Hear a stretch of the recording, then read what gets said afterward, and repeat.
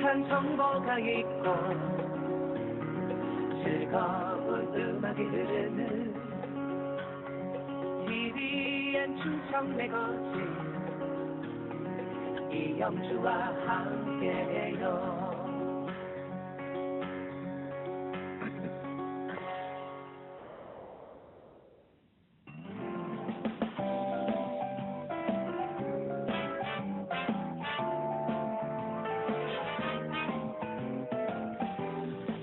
채용에서 퇴직까지 근로자의 모든 법률 문제는 이곳에서 해결해 보시죠.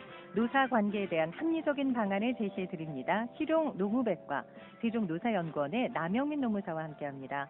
노무사님 안녕하세요. 네, 안녕하세요. 기업사랑 인간 존중 세종노사연구원 노무사 남영민입니다. 반갑습니다. 네, 반갑습니다.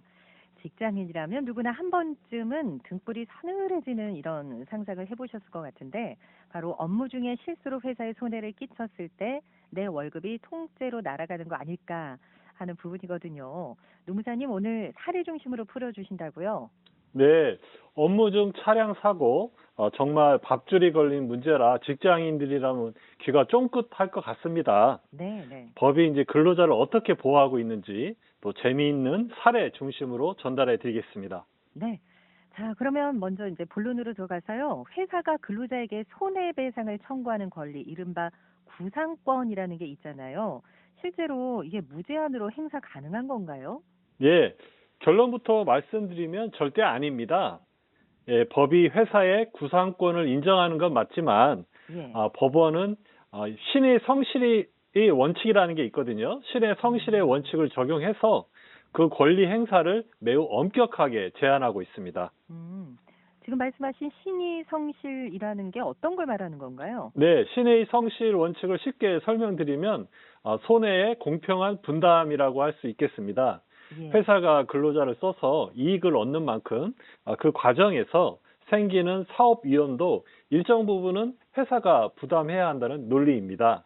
그러니까 이익이 귀속되는 곳에 손실도 귀속이 돼야 된다. 이게 뭐 설득력이 있는 말이라는 생각이 드는데 그러면 법원이 구상권을 제한할 때 어떤 점들을 보나요?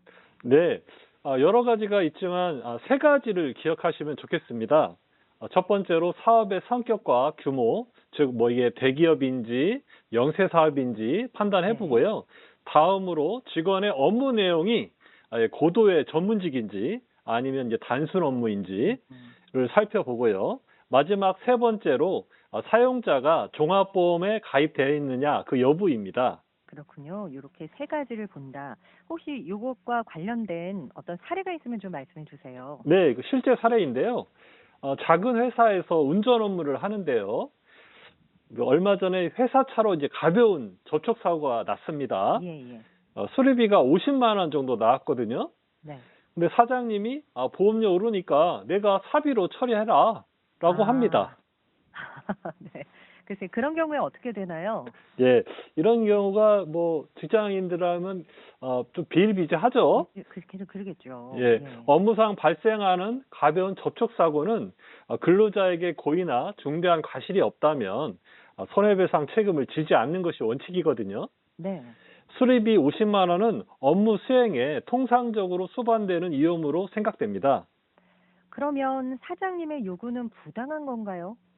네, 좀 부당하다고 볼 수 있겠죠. 네네. 근데 만약 사장님이 해당 직원의 동의 없이 이 수리비를 월급에서 이제 공제한다면 예.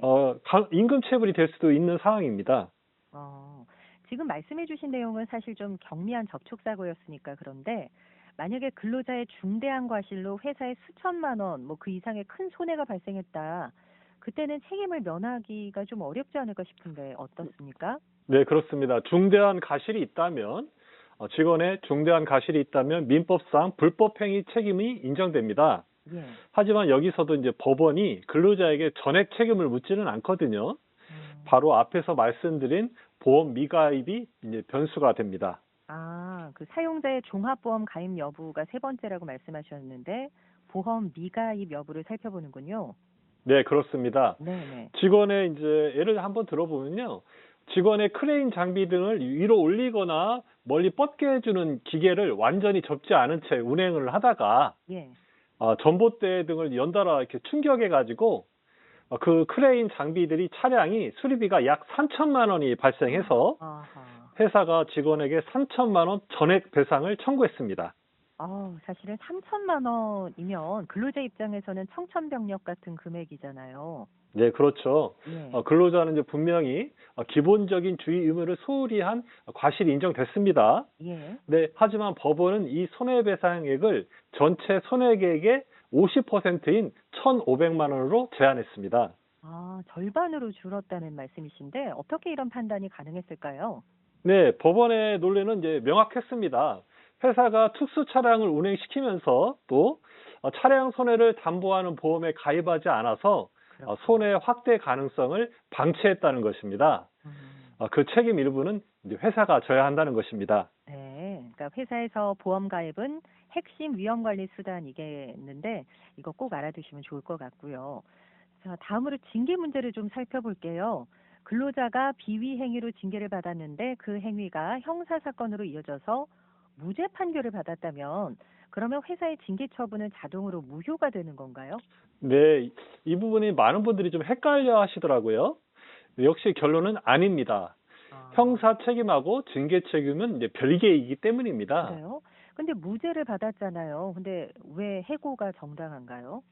예, 두 책임이 요구하는 증명 수준이 서로 다르기 때문입니다. 형사 책임은 이제 합리적인 의심을 할 여지가 없을 정도의 고도의 증명을 요구하고요. 네. 뭐 조금이라도 의심스러우면 피고인에게 유리하게라는 이제 범어도 있는데요. 유리하게 무죄를 선고하게 된 겁니다. 네. 네, 이에 비해서 징계 책임은 회사의 취업 규칙을 근거로 해서 사회 통념상 고용 관계를 계속할 수 없을 정도로 근로자에게 책임 있는 사유가 있는지를 이제 네. 판단하기 때문입니다. 그러니까 기준이 완전히 다르네요. 네, 그렇죠. 형사는 네. 죄가 있느냐 없느냐 이걸 따지는 거고 징계는 회사와 함께 갈 수 있느냐 없느냐 이거를 따지는 것 같아요. 네, 그렇습니다. 실제 판례에서도요, 버스 기사가 보행자 사망 사고로 형사상 무죄를 받았지만 네. 법원은 징계 해고가 정당하다고 인정했습니다. 과거 근무 태도나 반복된 사고 이력 등을 또 종합적으로 고려한 결과입니다. 네, 알겠습니다.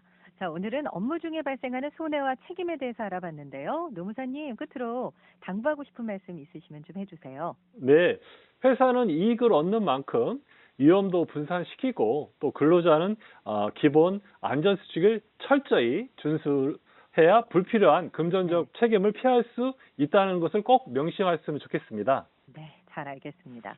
자, 실용 노무백과 올해도 정말 수고 많으셨고요. 새해에도 또 다시 뵙겠습니다. 새해 복 많이 받으세요. 네, 새해 복 많이 받으십시오. 네, 감사합니다. 고맙습니다. 세종